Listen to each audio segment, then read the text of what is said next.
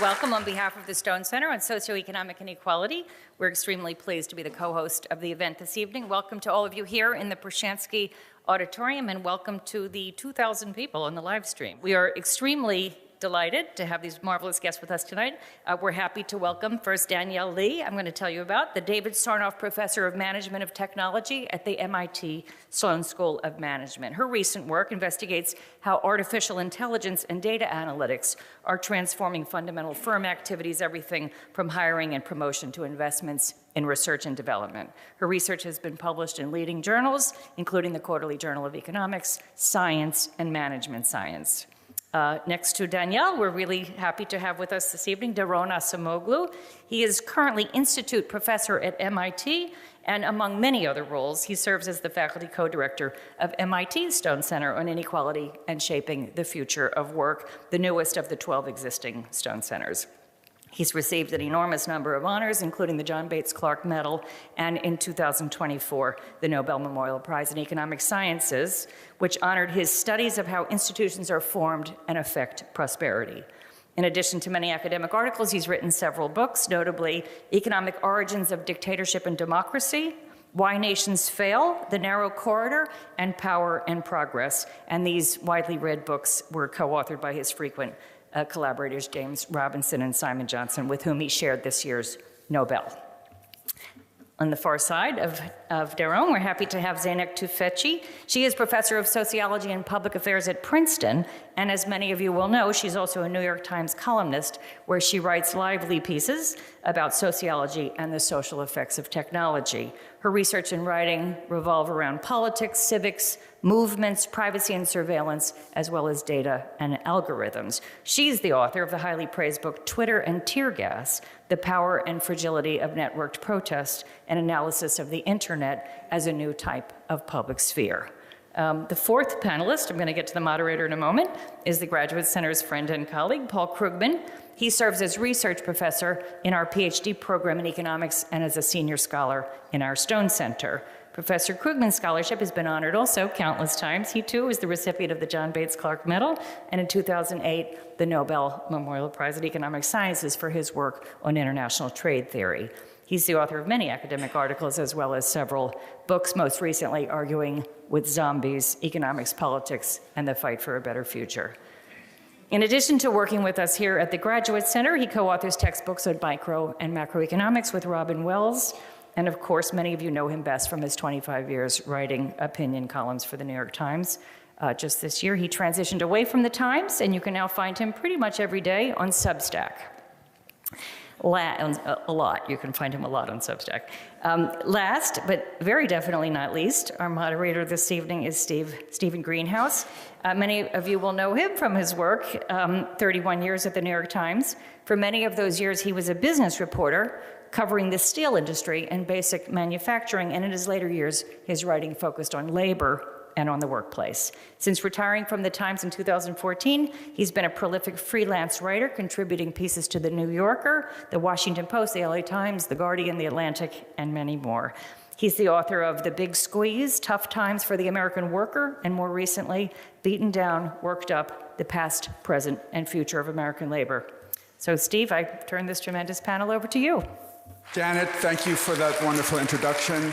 I thank all of you for coming and for your interest in this subject. And we should all thank CUNY for arranging this panel with all these impressive folks. Everywhere one looks nowadays, there's talk about AI. So I wanted to ask each of you to talk for 2 minutes or so about what effects do you think AI will have on the labor market and on the future of work? And what are your hopes and worries about AI? And why don't we start with you, Daron? Thank you, Steve. It's great to be here. Well, look, AI is everywhere deservedly because it's going to be a transformative technology, and that comes with uncertainty. But the uncertainty is not just like the weather report where we don't know whether it's going to snow or sun. The future of AI is shaped by the decisions that we make, and there are very different directions of AI, and which direction we choose is going to have great consequences in terms of its labor market impacts. In particular, I think the current craze or enthusiasm for AGI is really an automation agenda. As these models become more and more human-like, and if they do reach capabilities like those that are promised, more and more tasks can be taken away from labor. And that would happen even if we are very far from true AGI, because automating tasks can happen even when it's not super effective. In that case, I think the future for labor is not great, because automation, if it goes on by itself, is going to eliminate more and more jobs. But there is a different future where we use AI with a very different architecture towards being what I call pro-worker AI, and that could actually amplify worker capabilities. We can talk about it more later. I don't want to take too much time. But that is, I think, both better for productivity, better for inequality, better for social cohesion, but unfortunately not so good for the business models of the big tech. So guess where we're going right now? Paul, Zeynep. Okay, just AGI is artificial general intelligence. Oh. That's basically like us, only smarter. Okay, I want to learn a lot from this panel, because I am, my big question on AI is, what is it good for? Which is not to diss it. I'm sure that it's good for a lot of things. This looks like a really powerful technology, but what specifically is it going to do? What things, and I think it was Noah Smith who said that it really is like magic, that we don't quite know how it works, and we don't know how it does what it does, and it doesn't do what it does predictably. So it's like you do these incantations and incredible things happen, but you're never quite sure what's going to happen when, Sorcerer's Apprentice sort of thing. What kinds of tasks is that kind of technology good for? What's it going to be replaced? It clearly is transformative. It's clearly going to do a lot. My sense, maybe people can enlighten me, is that it's not going to break along our traditional lines. It's not going to be that college-educated workers do well and those without do badly. It's not necessarily going to be labor versus capital. It'll be certain kinds of labor, certain kinds of capital will be replaced, but others will not. We just don't. This all comes, uncertainly. The thing, my hope is that we finally do get some real progress in living standards. The truth is that these past 20 years, with all of the smartphones and all of the glamorous technologies out there, have actually been a big disappointment in terms of growth in living standards. The technology, at least in ways we can measure, has not delivered, and maybe AI does. My fear, aside from Skynet killing us all, is that that there will be really big dislocations. This could be, and if there's one thing we've learned from the China shock, from technological change, it's that churn is in itself a problem. Thank you. Zeynep, Danielle. Okay, so I'm sitting in the middle of two Nobel laureates economics, and I'm a sociologist. And sociologists like to always complain that economists move into sociology, and since there's no sociology prize for much, they do sociology.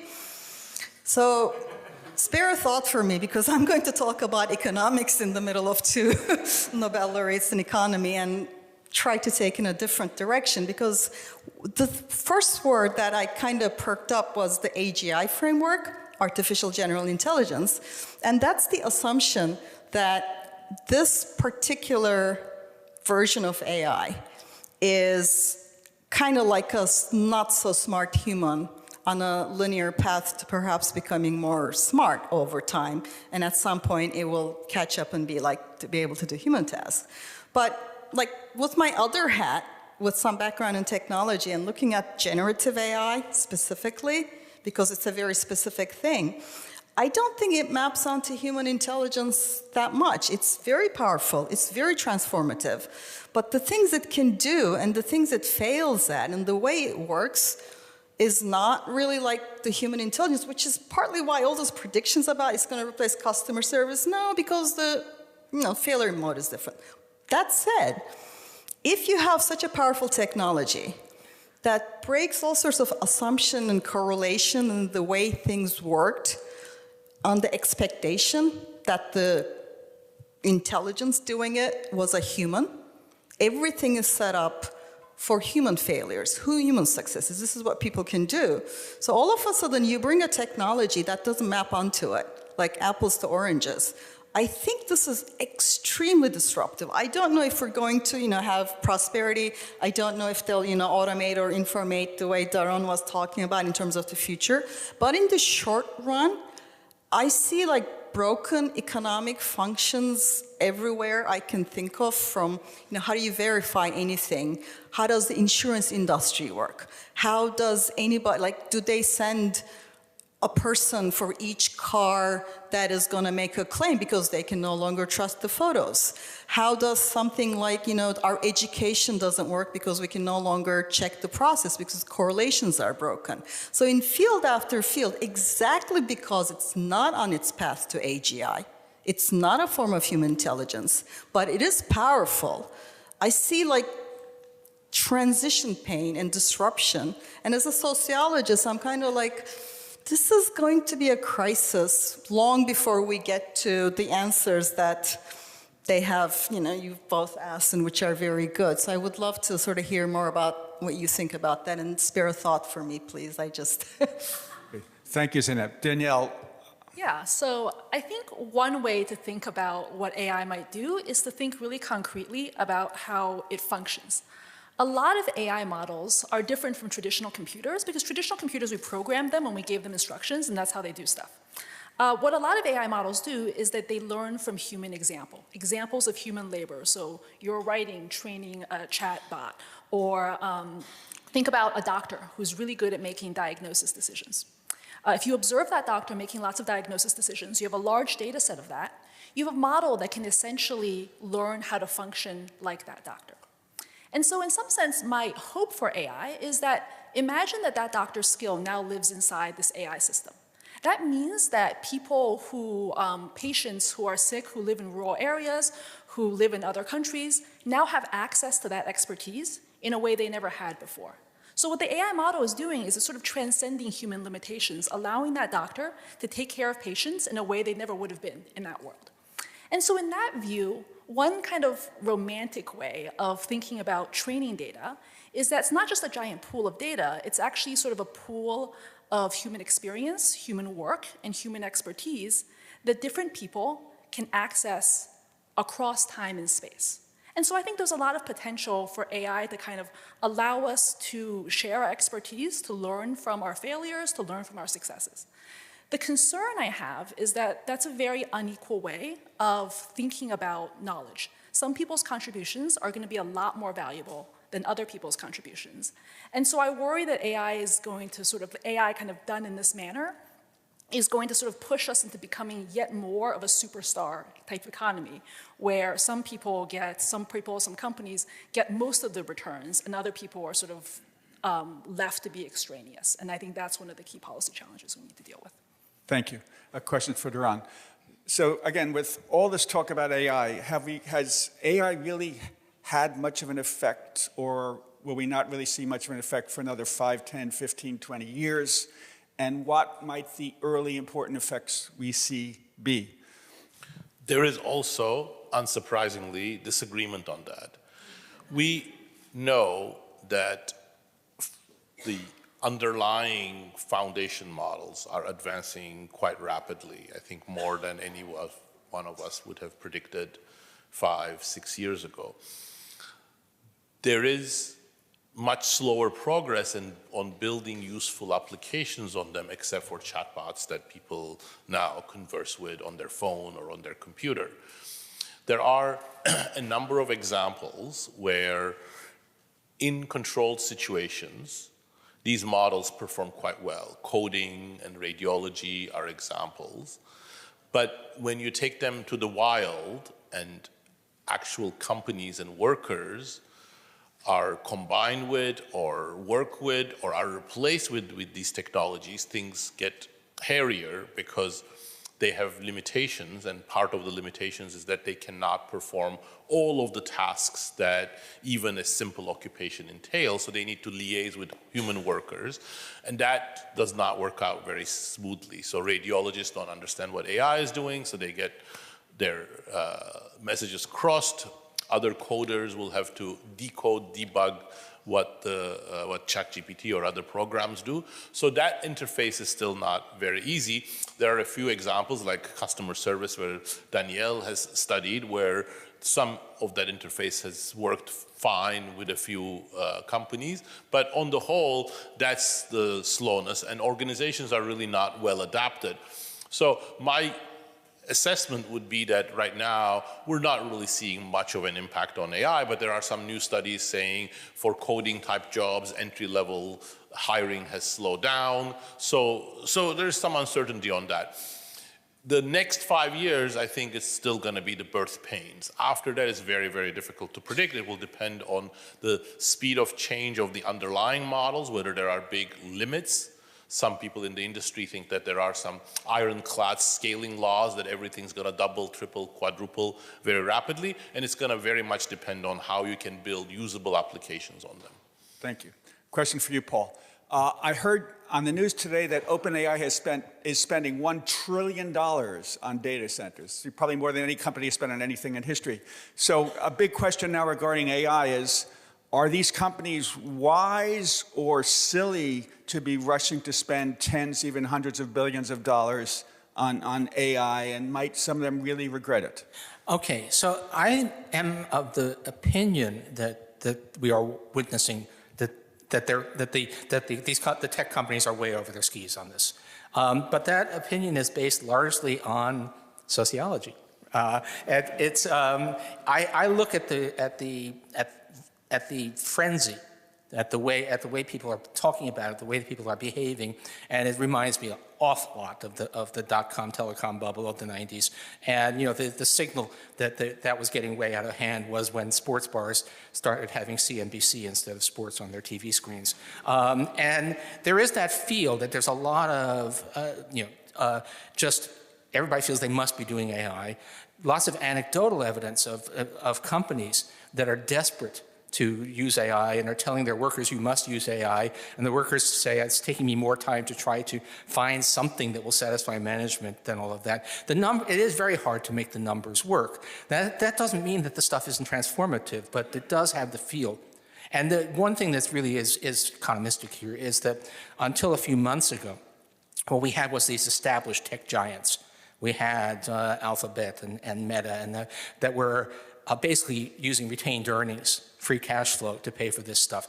Now they're going deep into debt to pay for data centers, and that's a warning sign. Thank you. Danielle, you've done a lot of research on how various employers are adopting AI and tools of AI. So I wanted to ask you, what occupations do you think will be affected most by AI, and which ones might hardly be touched? And will AI affect highly skilled workers more or low skilled workers more? And everyone's asking, will white collar workers be affected most? What about blue collar workers? I think I've done enough research to try to avoid that question. You're going to get an obnoxious answer, which is it depends. It depends on what's going to happen, and also depends on the choices that we make in terms of how we implement AI. I think one useful diagnostic for those of you in the room is to just think about your current job.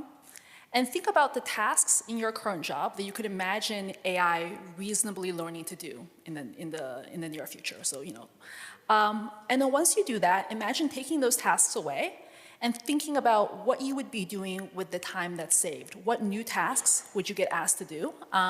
What would your job look like? So once you imagine that, then you have to ask yourself 3 questions. So one is kind of a macro question of how many people do we think we really need to do that job? Would you enjoy that job? And would you be any good at that job? And I think that's a useful way of thinking about where you are in the great AI churn. So if you think about a couple examples, so think about if you're a surgeon. I think it's reasonable to assume that surgeons are not going to get replaced by AI robots anytime soon, just because the physicality of robot dexterity is kind of a hard problem.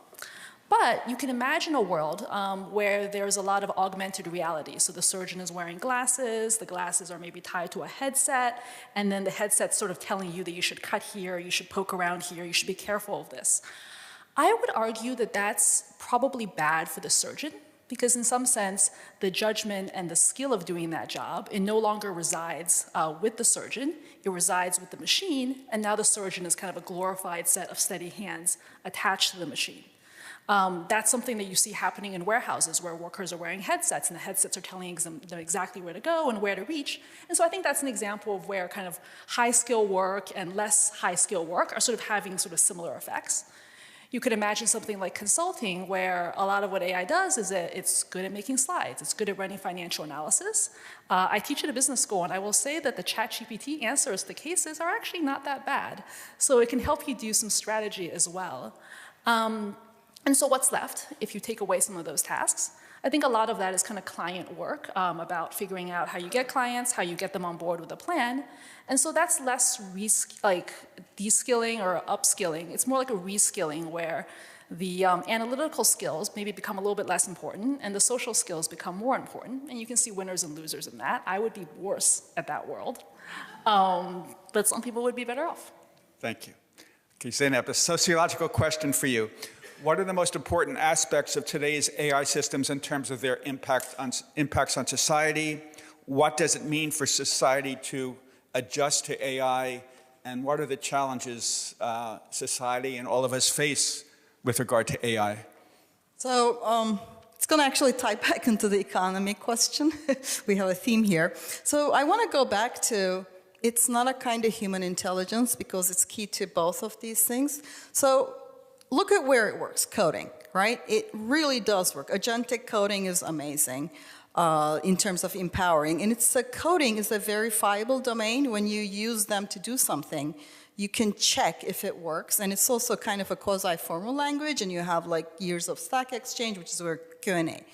Look at any place where there's liability if there's failure, like a doctor, like somebody, like a lawyer or something like that. These were all predicted to be AI replaced, but because it has a failure mode really different than a human, it's not really usable because it does, great legal analysis and then it makes up 7 citations and creates something. Normally, a lawyer who's that good in A would not make mistake B. Our system is set up to expect a human success and human failure. So that's why I think this is not really, like we're not seeing non-verifiable domains and if there's any liability. Now, what does it really do well, which I can't believe we have gotten used to this, that is incredibly transformative, and I think that's what OpenAI is going to do to make money, is that it can converse like a human using language. So the way LLMs work, they're like plausibility engines, and somehow I was there. In 2022, if you said this method is going to get conversational human language, people would say, no. It happened, and we immediately got used to it. Like, this is the one thing that humans had that no other animal, anything had. This is like the mark of humanity. So we got these chatbots that can converse with people, that can, and for a bunch of reasons, are designed to be nice to them and to flatter them and to be very patient with them. And so this was, the choice I see was they were either going to go the coding way. So the way they sell coding API, it's like you make 5 calls, it's 17 cents, it's very utilitarian. Here's a tool, use it. The chatbots, they've just announced they're going to do marketing and sell stuff and product placement. That is the engagement model. And they're going to keep it free as far as I can tell. And so the coding is a useful toaster. The chatbot is going to try to seduce you to stay there and to engage you. And you're going to be learning all sorts of things from it. I think this is where they're going to try to make money. And already ChatGPT has 800 million daily users. This is not a failing industry. This is where they're spending. They already have 800 million. So they probably have billions of people who are going to be using it every day to ask questions. And then when you ask, what should I buy? Boom, you're going to get an example. But when you ask it, what do you think about, immigration policy? What do you think about, it's also going to answer. So as a sociologist, I'm like, this is an incredible power.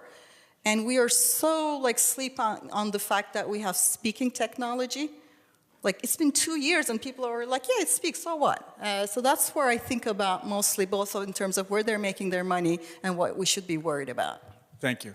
So, Daron, you were talking before about the many employers that want to use AI to automate as much as possible and replace as many workers as possible. But you say you favor a different approach where AI would be used to increase workers' productivity and to help keep workers. Many corporations are not into that vision. How would you go about, trying to, how should society go about, how would you go about trying to pressure, arrange for corporations to, to do less substitution and more, supplementing workers so that fewer workers lose their jobs? Yeah, so let me first clarify a little more what I mean by pro-worker AI and why I think it's feasible. The idea that computers would be complementary to the human mind, meaning that they would amplify what the human brain can do, is a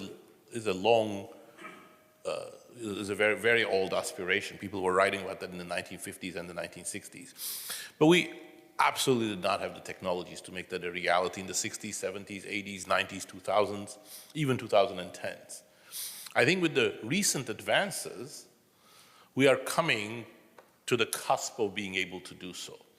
So essentially what you would need to complement the human mind is context-specific, relevant, reliable information in real time. Imagine an electrician, an occupation that's very, very important. It's going to become more important and we face major bottlenecks. An electrician needs to know a lot of electrical engineering, at least practical electrical engineering, a huge amount of information about all sorts of electrical machinery, and a lot of experience to deal with edge cases, difficult cases, how different machines liaise with each other, and so on and so forth. So all of that takes a long time, and most electricians are too novice to be able to deal with this at an expert level. Now, imagine you have a tool for an electrician which is trained on all the relevant electrical engineering, is knowledgeable on all the electrical machinery, and has been trained on high-quality data of the best electricians around the world, troubleshooting the most difficult problems. That's very much within the frontier, by the way. This is a very easy tool to develop, and for a few $1 million, some companies have already done prototypes of this. That tool in real time with manual and visual inputs can amplify the capabilities of electricians. Same thing for nurses, educators, plumbers, all sorts of blue-collar workers. That's the kind of pro-worker AI that we're talking about. Why is it important for productivity? Because that's exactly the kind of services we need. Why is that so different? Because it actually doesn't replace the electrician. It makes the electrician even more capable, more important. Those are the kinds of tools we could develop, and we're not developing. Well, why are we not developing? Because there is no business models on the basis of doing so. This is not the priority. And that goes back to Zeynep and Paul's problem. Yes, there is overinvestment because the business models that the industry is stuck with are not going to be able to generate the monetization that could meet $100 billion of investment on for these companies. Except there is one exception, which Zeynep was talking about, but let me put it much more sharply: digital advertising. So the only way that they can actually make a significant amount of money from this thing is just go down the social media way. Now, generative AI becomes a much more powerful tool for gluing people and marketing things to them, sending advertisements, etc. Of course, there will be other things like applications, then there will be chatbot income, but chatbot income is never going to pay for hundreds of billions of dollars. And then the other thing, which is sort of amplifying those things, there is also the belief in the industry that we are in this race towards artificial general intelligence, so you have to be first. All of these are fueling the investment, but then the agenda of preparing these pro-worker technologies is falling by the wayside. Nobody's paying attention to that, and of course, you don't pay attention, you don't make the investment, that's not where you're going to go to. Thank you.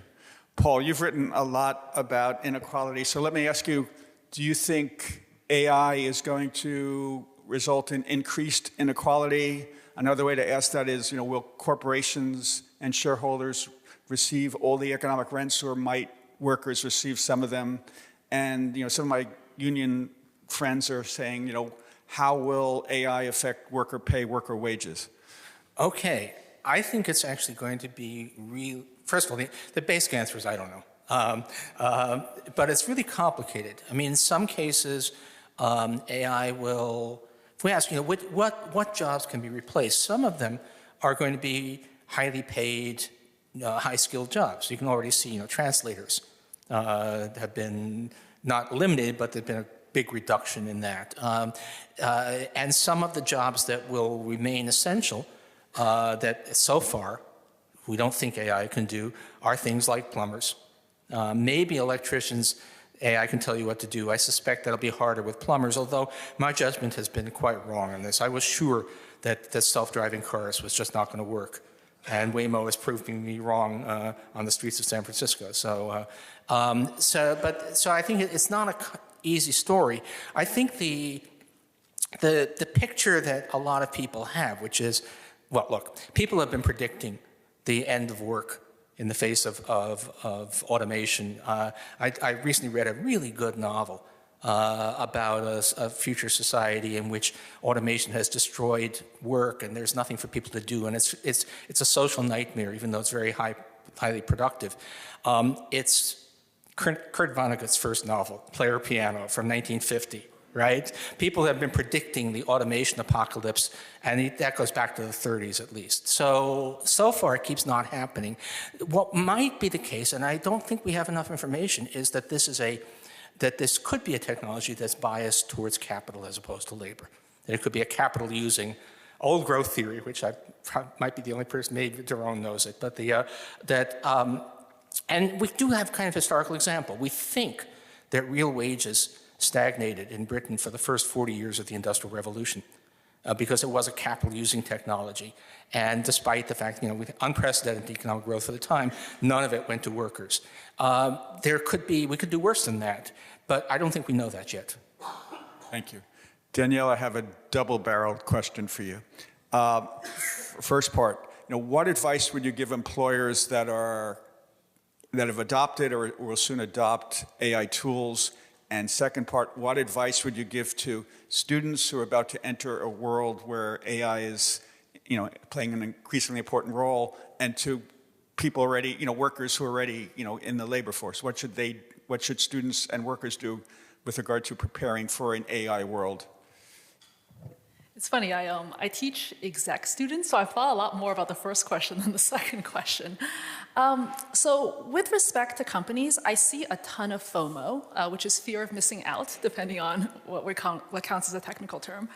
And I think the productivity is going to be slow for the following reason, which is, let's imagine that you're at your company and suddenly tomorrow 100 really smart dudes named Claude roll in and they say, hey, I'm going to work at your company now.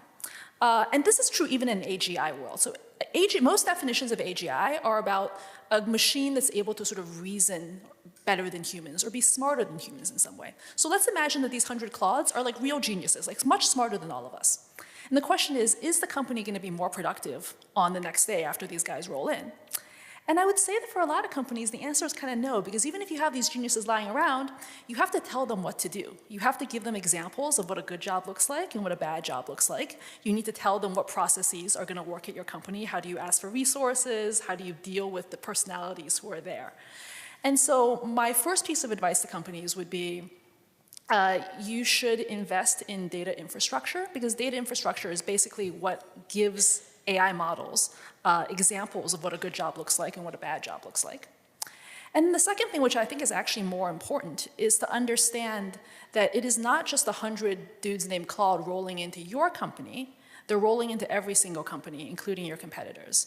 And so if you use the same AI models to do the same things, you're going to end up competing with each other in the product market, and you're going to become a commodity. And so what you really need to do is you need to think about how can these tools allow you to do something unique and better. In terms of students, I think that in this moment, we're sort of in this moment of kind of like economic churn. And so you want to think about the skills that are going to be sort of durable beyond that. A lot of what companies are looking for now is this kind of flexibility, a sense of, like, I wouldn't say, oh, go study prompt engineering, because one day prompt engineering is not going to be a thing. I think it's about learning to be uncomfortable, to tinker with things, to sort of adopt new tools, and be open to changing your plans, which is, I think, a skill that lots of people have, but the education system hasn't sort of trained for, and we need to do a better job as educators. A question for Zeynep. So you're writing a big picture book about AI and its effect on society and the world and the economy and God. No, I'm kidding. What do you think is missing from the public conversation about AI? So we touched upon it a little bit. The fact that you have a conversational technology that is going to be people's sort of companion, information source. There are people, like, especially for young people, when, people aren't talking to you and you're bored, and it's always there, and it's very flattering, and it's very engaging. So that, I think, is a huge impact. So let's go back to, let's ask, what is it going to break? Because it works the way it does. This is not like a calculator, right? LLMs, generative AI, because it's not a form of AGI path, it isn't doing exactly what the human was doing. So it's breaking the correlations between the things. So let's look at the ways in which we rely on, say, the electrician. You trained it on the best data possible. It's still going to be alternating between brilliant and great, and occasionally making a very plausible mistake. A highly trained electrician would be great, and they would have a certain kind of mistake. This thing is going to make, even if you have the best data, it's going to make an unexpected mistake that is very hard to detect and is extremely plausible because of the way they work. So you're going to need the super electrician to catch this. This is why it's not being used widely outside of non-verifiable things. Now, go back and look at the entire society and think of all the things where we have some sort of information processing, some sort of video generating, photos, conversations, where we use those things in expectation that it will correlate with a process. Here's an essay, I wrote it. Job application, here's a cover letter, I wrote it. It indicates interest. What happens when that cover letter no longer indicates interest because AI wrote it? 1 million people can write a very convincing cover letter. The employers are trying to use AI to filter these things, so it's this arms race. So AI is breaking a gatekeeping mechanism where cover letters used to show interest. So now what happens? I'll tell you what happens is they're going to hire from their personal networks and they're going to look for Ivy Leagues. Right? When you have gatekeeping break, people reintroduce gatekeeping in any way they can. So what happens when you can no longer trust photos and videos as proof of anything? So one possible thing is the government will be like, only our cameras are good in court. You catch a police officer doing something wrong, or it doesn't count. Only government, because how do you know it's AI or not? And there's no way to sort of do this. So I feel like we're not looking enough at, what does it mean? How much is it worth to have a thing that 1 billion people are going to ask questions for hours a day? How much is this kind of power worth? We're not asking enough of what kind of correlations is going to break, and we keep looking at it like it's like a calculator doing what a human does instead of this unpredictable thing that's like incredibly powerful and then does something we just don't expect, and it's coming at us really fast. And that's kind of like, I want to worry about those things. So I'm embarrassed to say I was reading a Washington Post story today that mentioned a computer program, an AI program called Greenhouse that screens 300 million resumes a year worldwide, and how people are trying to trick the AI. I can't resist. One of the few industries that I know has been benefiting, at least currently, is I think it's just 2 companies that make blue books. Because a lot of professors are going back to handwritten exams in class. This is breaking education because the assumption that we could, why do we assign the essay? We're all like educators here. It's not, I'm sorry, the parents aside, you can put it on the fridge, we do not care. right? We want the person to go through the steps to learn the skill. Now they can, it's kind of like they're training for the marathon, but while they're training, we let them have rollerblades, right? And then we put them in front of a system where they're supposed to run the marathon to be able to supervise it, but they've trained on rollerblades. I'm kind of like, this is like, I'm a technology person. I love the technology in some ways, but this is incredibly disruptive for the way we function, and I don't have an answer. Thank you. Paul, you were going to mention the second thing too? Well, no, maybe, I don't know. I'm not sure if I'm out of turn, but and as more and more of the data that these things are being trained on is in fact AI generated. You know, there is this slop apocalypse story where basically AI just chokes on its own waste products. That might be a good thing. Who knows? For Daron, so in past decades, with regard to previous technologies, previous new technologies, there were often predictions and worries that on a net basis, this new technology is going to result in fewer jobs. Do you think AI might, but that has never come to pass. There hasn't been a net loss of jobs, as I understand correctly. That's not true. Oh, it's not that's true. Not okay. true. That's not true. I think that's a story we tell ourselves, okay. But it's not true.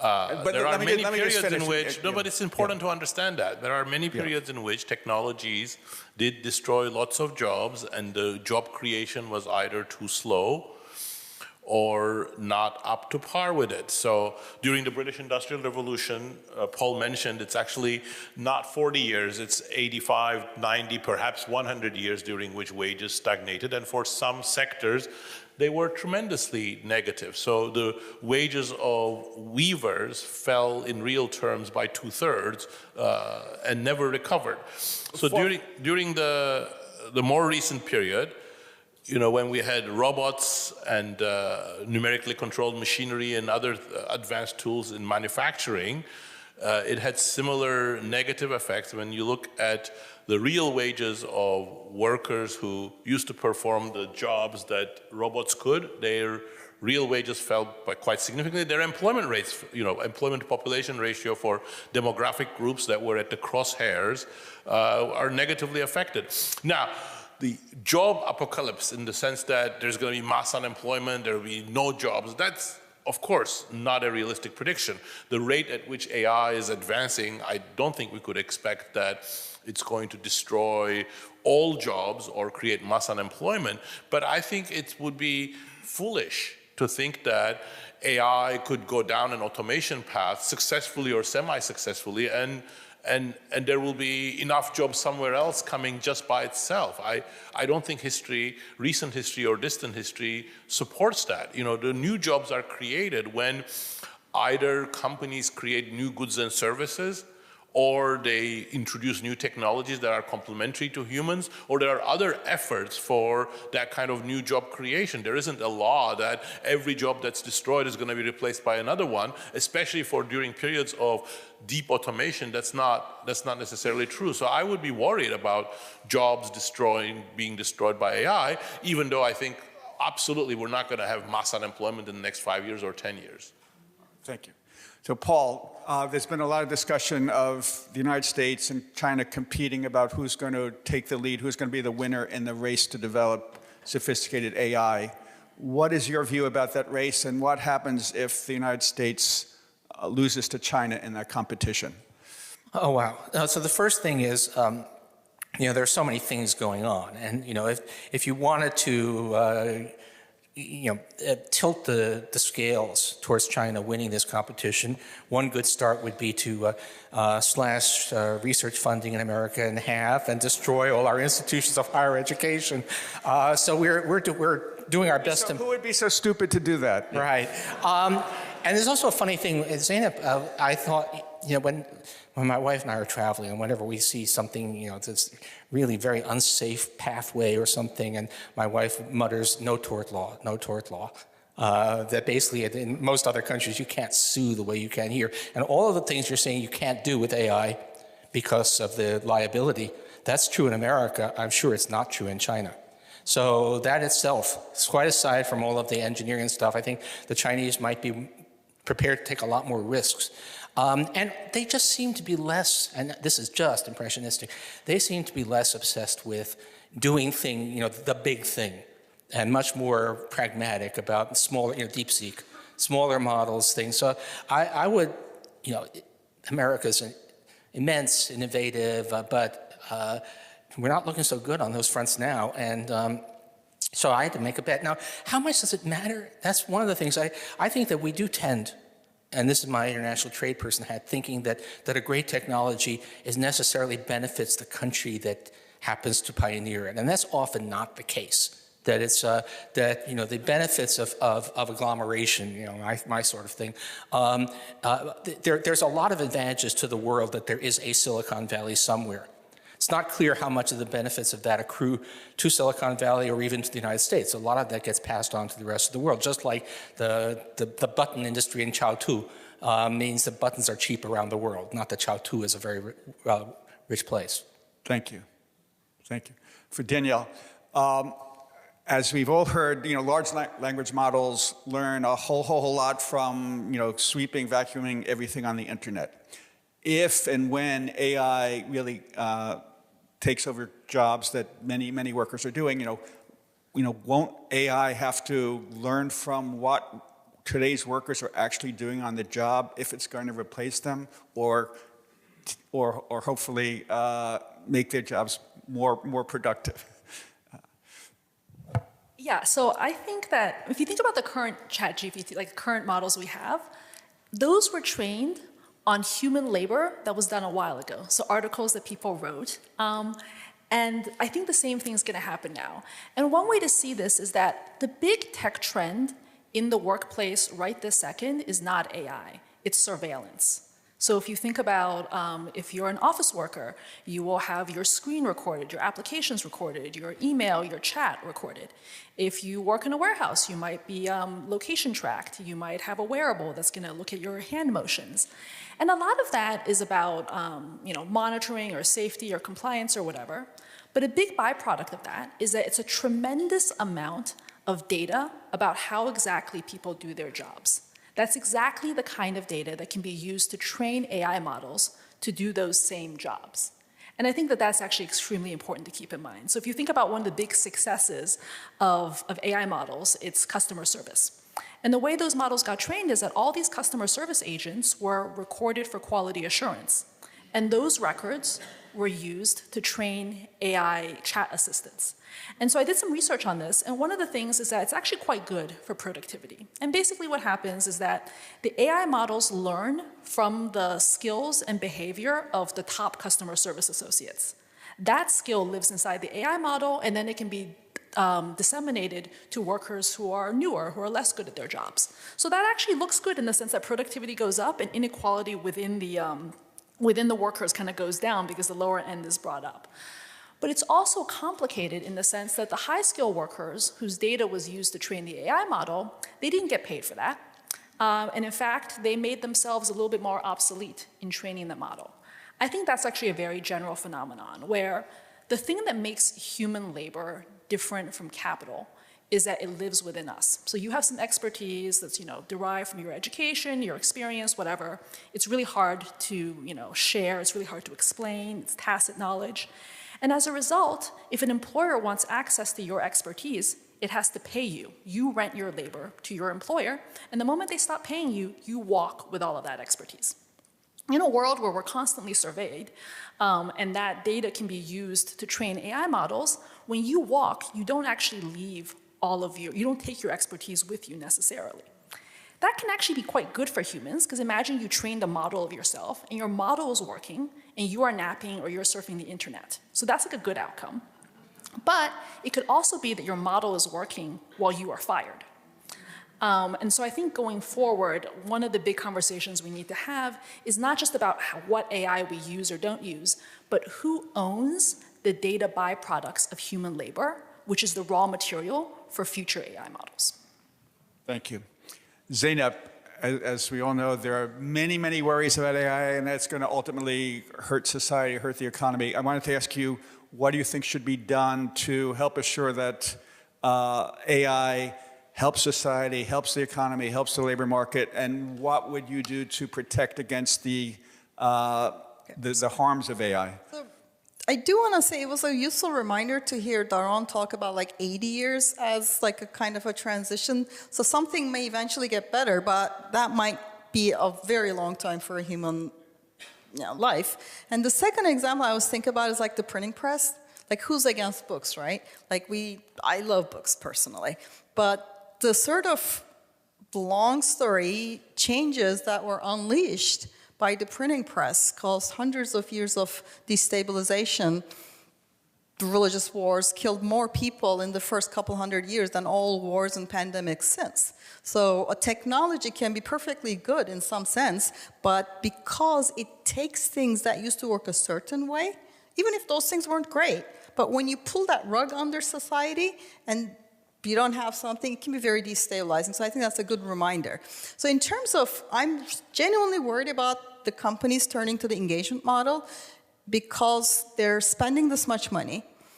In coding, it works. In verifiable domains, it works. But as people have discussed, and because of the way LLMs work, it doesn't really work, so they need to make money. Why are the chatbots allowed, made, especially to act like humans? Why do they use human first-person pronouns? Why do they say I? If you talk with them, they're always like, oh, I'm so curious what you're doing. I'm here for you. I like this. I'm cold. And none of this is happening. These are extremely powerful technologies, but they're not human beings. They do not have subjectivities. They are not curious about you. It's just word. I mean, again, it's language. I'm not saying it's hype. It's incredibly impressive. So we've already seen the social media engagement model and all the downsides. We are about to unleash the most human possible thing, speaking, that is posing as a human. And it's so hard to not think of something that speaks as a human, let alone when it speaks with you. I mean, let it be a very useful toaster. You know, this is for coders, where this is an amazing technology, agentic AI. It's not telling them how great their if-then-else statement is, right? It's just doing the work and getting paid. But for us, it's like I think that's the AI safety people talk about misalignment. AI like getting ideas and doing stuff. I'm kind of like, this is fantastic stuff. The real misalignment is that we have a thing that we are thinking of as a person, friend, companion, that is misaligned with us. It's not our friend. It's controlled by these few companies. And, I mean, how do you what's the policy? What do you ban? But give me the magic wand. They are not speaking in first-person plural anymore, or in the first-person singular anymore. They're also not allowed to act like a human being. There are so many tragic stories of children, also very young people, getting dragged into all sorts of delusional states. There have been some tragic suicides. There are tech people, billionaires, losing their minds. Very clear delusional disorders because they have convinced themselves that they have invented quantum cryptography because ChatGPT told them over 6 months and for 10 to 10 hours a day. This is a big deal, and nobody's asking me, but I think we should sort of try to not let the engagement model relive in this technology if we can help it. Thank you. A final question for everyone. If make believe you're the philosopher king or queen, what advice would you give our president and Congress on how to regulate any president to regulate AI? Listening to Zeynep Li, I'm actually getting quite scared. And it seems to me that the kind of moral that would be emerging from all of this would be to be a lot more like the Europeans, who do a lot more restrictions on social media, a lot more restrictions on the web, although I'd say not nearly enough given the kinds of things we're talking about. But, we ridicule the Europeans a lot for all the impediments they put on the use of technology, but maybe they have the right idea. And if I was a philosopher king, I might say, okay, this is dangerous technology, not in the ways that we usually think of it, but it's actually dangerous psychologically. It's dangerous socially. And, we're trained to think that innovation, F around and find out, and we should move fast and break things. But if the things are actually people, maybe we do need a lot more restrictions on this. I think the way that we approach regulation is very reactive. We see the technology and we react to it. But what I've tried to argue briefly here is that the issue is about the direction of technology, and for that you need a prospective way of thinking about policy, which is where do we want this technology to go and how can we ensure it? And that's about, you have to fix the business models. So I think one thing I've advocated is a substantial digital ads tax. Digital ads are clearly creating a lot of negative effects. We've seen that in social media. Then they're killing all sorts of alternative models. You have to encourage companies to move away from automation. What are the artificial reasons why they do that? Well, our tax code massively subsidizes capital and taxes labor. So we have to sort of fix that tax code's problem. You have to sort of make sure that the inputs into creating a more pro-worker direction is there. Danielle already mentioned it, so let me amplify that. We have no data markets. So if you want models to become better, you need high quality data. But right now, the system is we steal data. We extract data from people without payments. So we need data property rights and also incentives for people to create high quality data, like the electricians that I was talking about. And then also the tech companies. I think you need to sort of start creating more competition. It's become a very non-competitive field. So there are a bunch of things that we really have to do, but they're all forward-looking, not about fixing the past problems. Really, can we steer this technology in a more socially beneficial direction? Zeynep, Danielle, do you want to answer that, or should I go to? So one thing that's really important is to do proper regulation. AI companies are very good at directing administrations for regulation that just happens to help them. With the Biden administration, they talked a lot about AGI and existential risk and got a bunch of rules that were essentially kneecapping their competitors. How convenient. And then the Trump administration came and they sort of dropped that and they moved to, we're in a race with China for AGI and tried to get stuff to kneecap their competitors. How convenient. Sam Altman is a world historic figure in this. It's incredible that they shifted from one type of regulation that just happened to kneecap their competitors to another one seamlessly. So and Europe has issues because it doesn't have the industry. So you need to really look at what is this technology? Stop listening to their fantasies, their AGI stories, their existential, there's some stuff there, but a lot of it is science fiction. And look at this very powerful technology in front of us and think what is in the public interest. And that requires understanding technology and being sort of in the public interest. And we haven't done it with the internet. We have not done it with, it's a wonderful technology, and we haven't done it, and we're kind of paying for it because all the negative externalities. So the first thing I would say is have the right mindset. And this president or not, I think this applies for Europe as well, is the thing that's holding us back. All right, let me jump in quickly. I think that there's a lot of use cases of AI where there's lots of winners and losers in debates, and I guess the piece of advice I would give is we should go for the lowest hanging AI fruit, which is we should think about socially valuable problems that humans have sucked at, which in my argument, in my opinion, should be we should be putting a lot of effort into AI for better science. Thinking about ways to speed up innovation, drug discovery, thinking about ways to have better energy technologies. That's a world in which this is not a zero-sum race. China does it, great. Germany does it, great. And I think we should be building infrastructure to think about how we can do better science and do better innovation with AI. Okay, thank you. So thank you, Paul. Thank you, Zeynep. Thank you, Daron. Thank you, Danielle. And thanks very much to CUNY for sponsoring this.